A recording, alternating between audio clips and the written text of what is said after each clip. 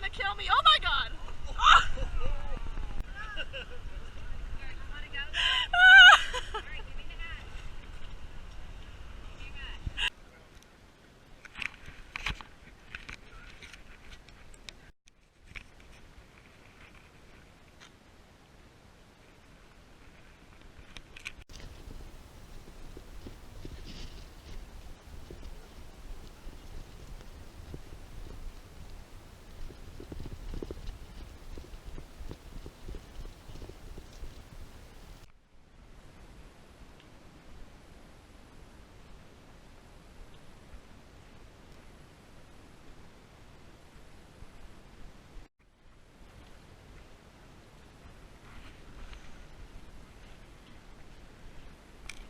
We're in our first alcove, everybody. These are naturally formed geologic features by yearly cycles of freeze and thaw. Now this is exactly the same phenomenon that affects your driveway when you have big cracks in it, okay? Water gets in the rock, it freezes, it expands, and that is the result. After millennia go by, these alcoves form. And one thing I think is interesting to note, a lot of people think that the indigenous people here altered the alcoves by like digging them out deeper or mining them to make more building materials, but that wasn't the case. What they did modify in the alcoves almost always is the floor surfaces. You see, alcoves don't naturally have this nice flat area, but they're quite angular. And so to build a very heavy multi-story stone construction in an alcove, a lot of modification had to be done, a lot of engineering. So these alcoves with these shallow sort of depressions, they had to build huge retaining walls, make terraces, and stack them on each other. And so when we get up to Balcony House and you notice that all the surfaces are nice and flat, every single flat surface you'll be standing on is a artificial man-made surface. Basket load of earth at a time. That's how they were created.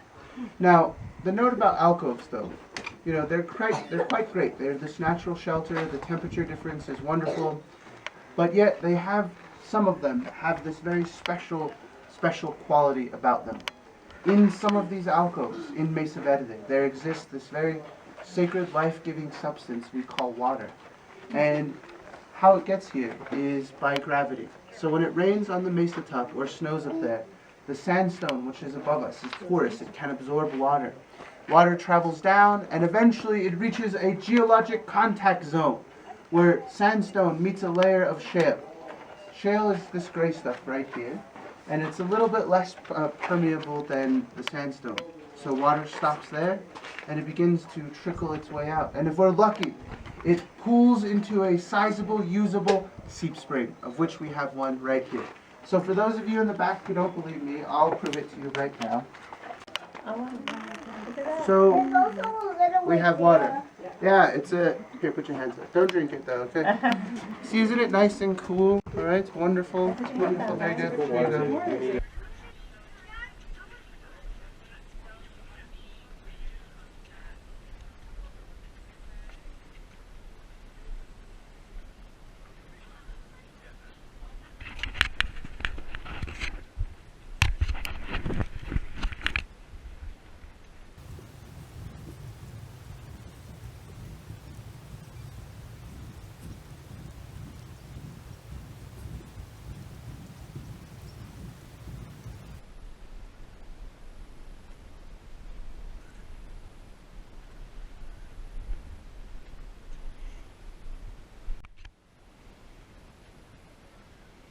You gonna make it, Dad?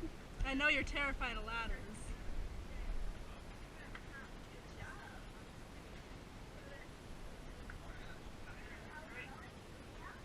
What?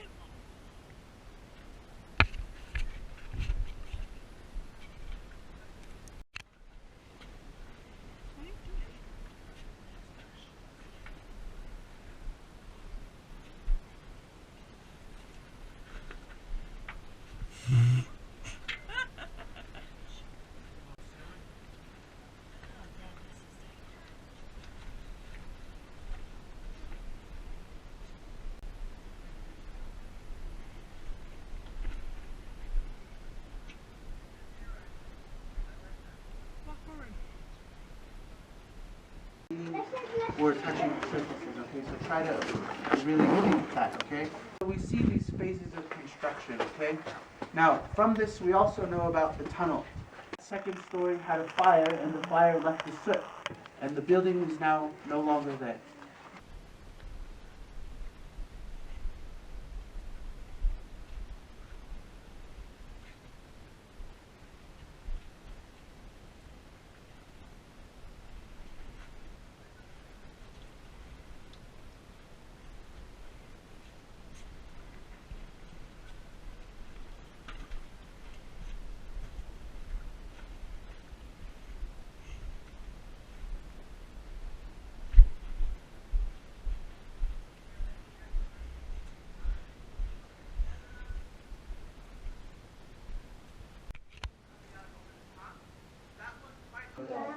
Alright, so that's the central fire hearth. Now imagine, these rooftops that were covering these kivas, they had a hatchway and a ladder that stuck out of them. That's how you got in and out. Now, if you build a fire in a below ground room, you're going to need fresh air to enter the structure. And there's the ventilation shaft there, and there's the ventilation shaft there. This is where cool fresh air was brought down and enters at the level of the floor.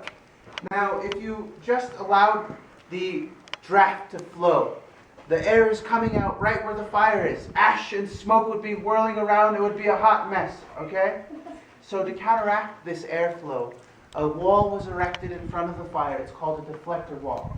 That's what we call it today because it deflects the oxygen, circulates it around. We didn't have a recognizable function for the hole in the floor, so archaeologists gave it a value. It must have been a ritual feature, all right? And then we talk to the Pueblo people, we talk to the Hopis, right? And we say, hey, Hopis, you all have these subterranean rooms in your villages of today. You all use them. What do you call them? And the Hopis are like, why? In our language, we call these structures kivas. So the word kiva is borrowed from the Hopi language, and it's directly inserted into our academic study. And then we're like, well, if you have kivas, do you have the hole in the floor? And they're like, yeah, exactly. We carry it on. And so we asked them, what does it mean to you? What is it used for? And for most indigenous people here in the Southwest, it is from their ancient history that this symbolic architecture comes. Archaeology tells us that kivas were used for many things, not just religion. Also tool production, weaving of cloth, but also in the coldest winter months here at Mesa Verde, when there's several feet of snow out there, kivas had a very thick insulating rooftop, and thus they were probably also habitations.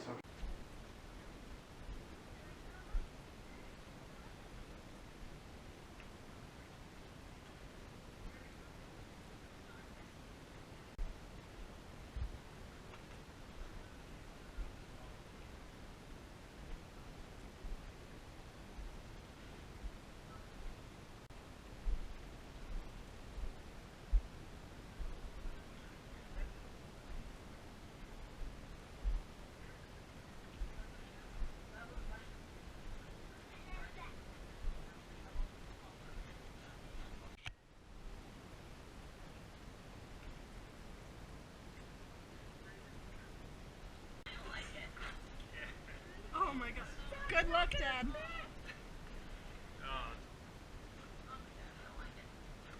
I'm looking at our fearless leader here, and if he can make it, yeah, you'll be fine.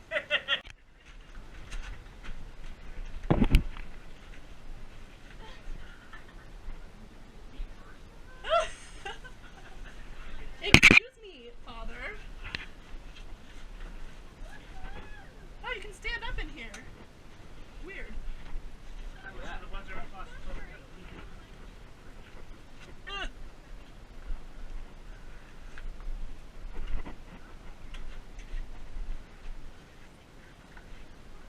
Now that's a work of